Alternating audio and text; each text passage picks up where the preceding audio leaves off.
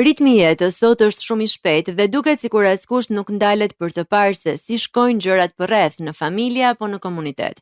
Dhe ato që goditen më shpesh nga ky ritëm janë çiftet, sidomos ato çifte që karrierën e kthejnë në një element parësor të jetës. Por si mund ta shijojë një çift udhëtimin e karrierës edhe në të njëjtën kohë, edhe marrëdhënien e tij? Ndiqni programin e sotëm për të mësuar më shumë për këtë.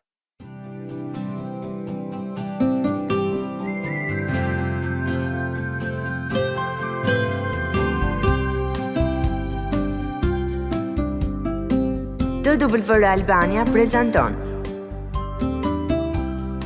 Shpresë për ty. Përshëndetje dhe mirë se vini në programin Shpresë për ty. Mikesha të dashura, jemi shumë të kënaqura që po na ndiqni dhe shpresojmë dhe lutemi që ju edhe të mësoni edhe të inkurajoheni shumë përmes fjalëve tona.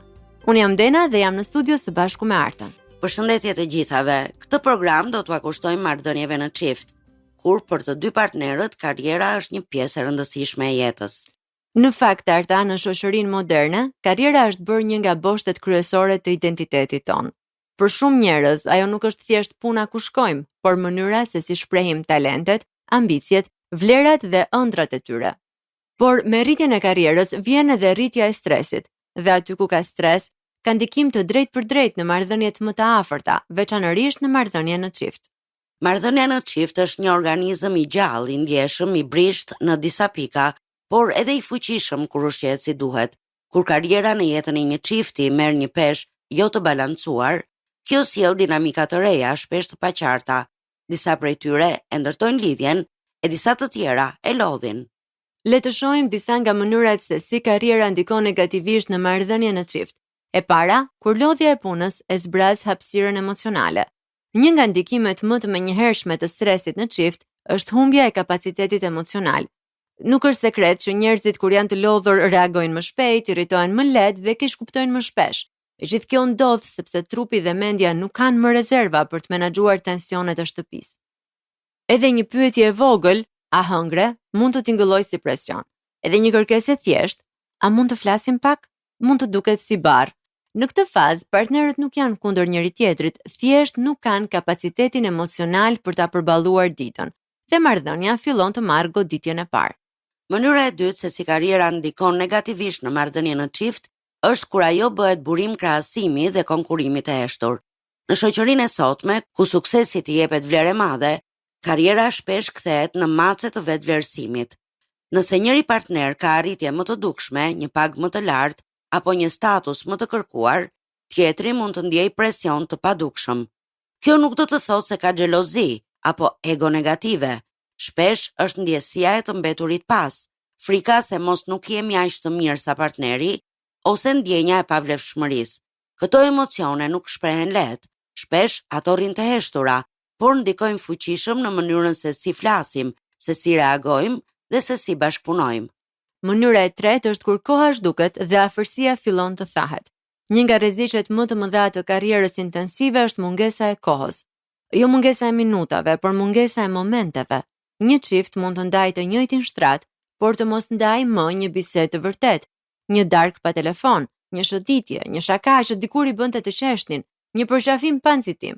Kjo krijon distancë emocionale, shpesh e pashpjegueshme në fillim, por e dukshme me kalimin e kohës. Çifti nuk grindet sepse nuk duan njëri tjetrin, por sepse nuk e ndjejnë më lidhjen që e mbanin dikur të gjallë. Mënyra e katërt është kur frika profesionale rrit tensionin. Ekonomia, pasiguria e punës, objektivat e larta, presioni nga shefat, frika e humbjes së vendit të punës, të gjitha këto sjellin një lloj ankthi që partnerët shpesh e marrin me vete në shtëpi.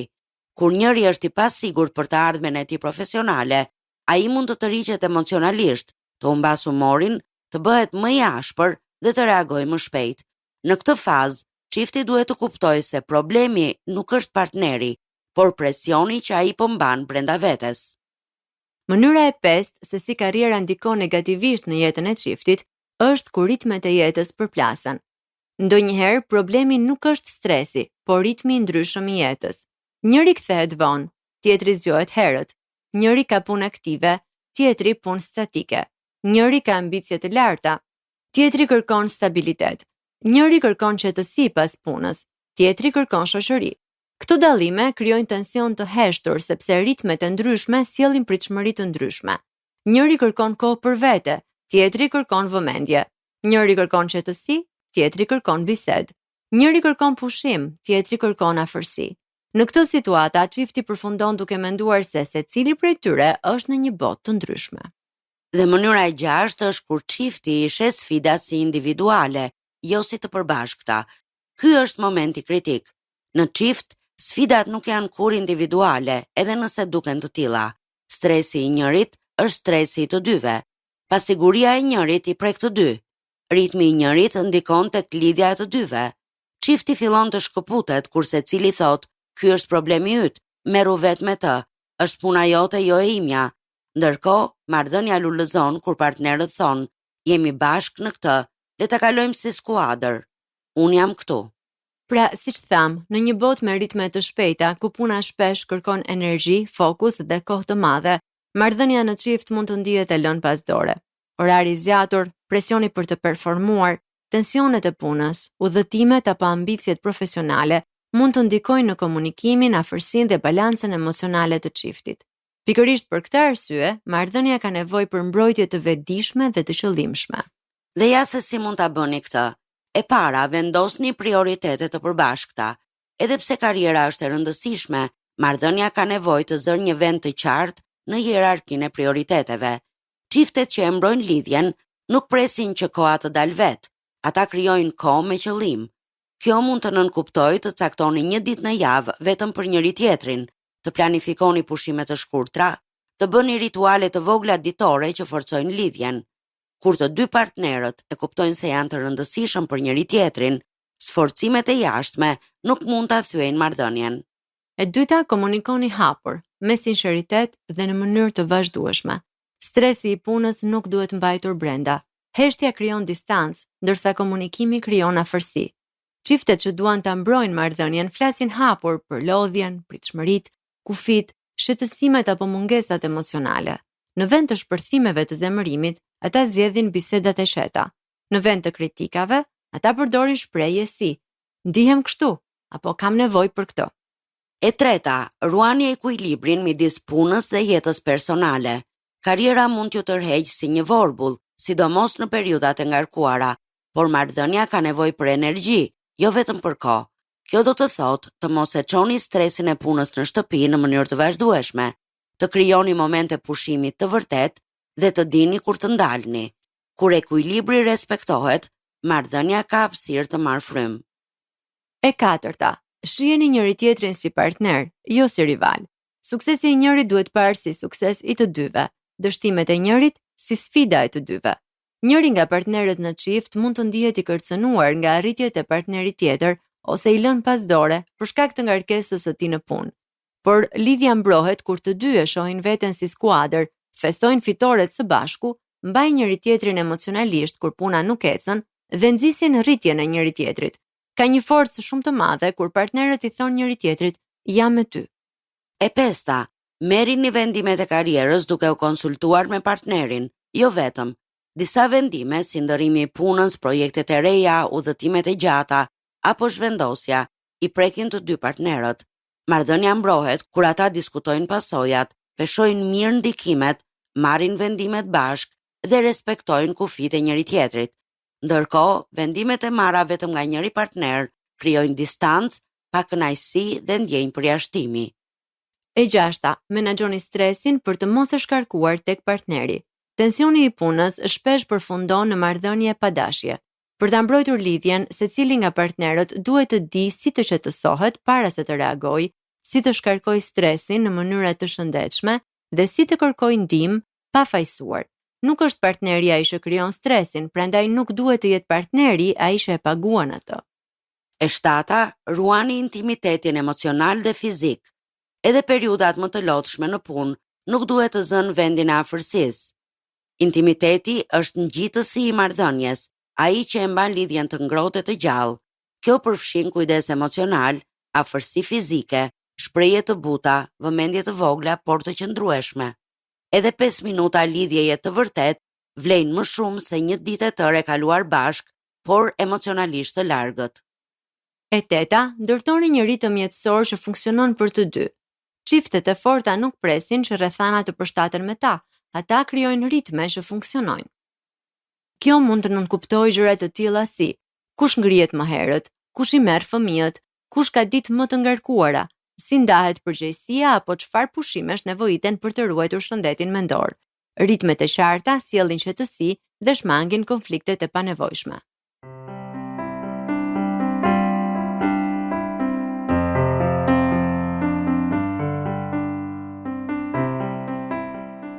Jemi sërish në studio mikesha të dashura në programin Shpresë për ty. Sot jemi duke folur për marrëdhëniet në çift, kur karriera është pjesë e pandashme e jetës së tyre. Por a e dini se cilat janë çiftet më të suksesshme për sa i përket balancimit të karrierës, fëmijëve dhe jetës familjare në tërësi? Janë ato çifte që vënë Perëndin të parin në jetën e tyre.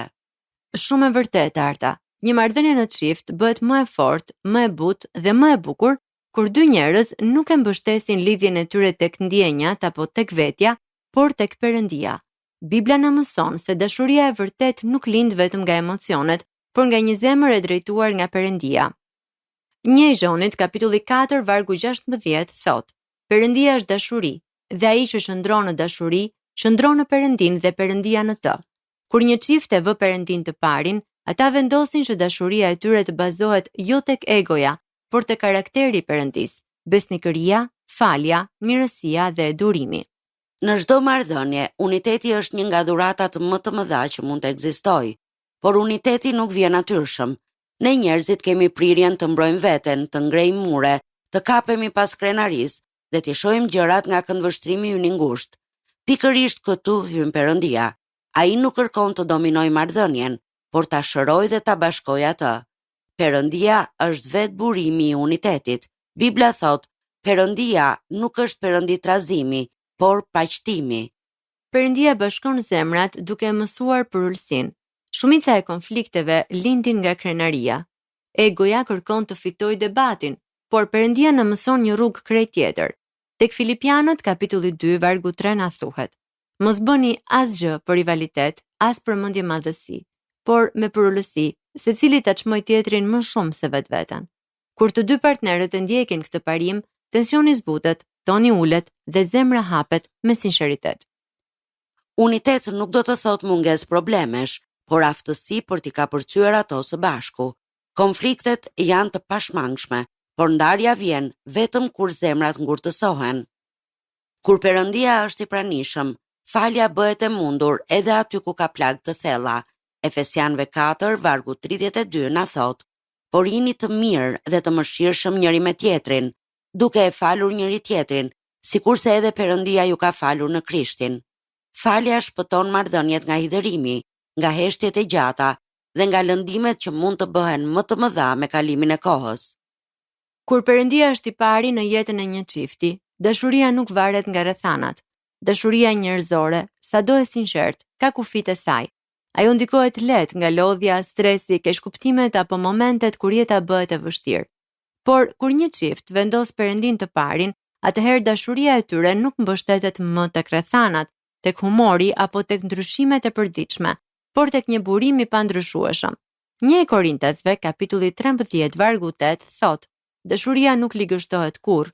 Kjo nuk do të thotë se njerëzit nuk gabojnë apo nuk lëndohen, por do të thotë se dashuria që ushqehet nga Perëndia ka një cilësi tjetër.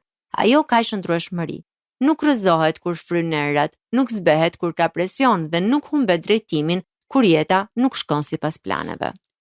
Kur Perëndia është i pari në jetën e një çifti, partnerët mësojnë të duan edhe në ditët e vështira. Në ditët kur gjithçka duket e lehtë, dashuria është e natyrshme, por dashuria e vërtet shihet në ditët kur është e vështirë të duash.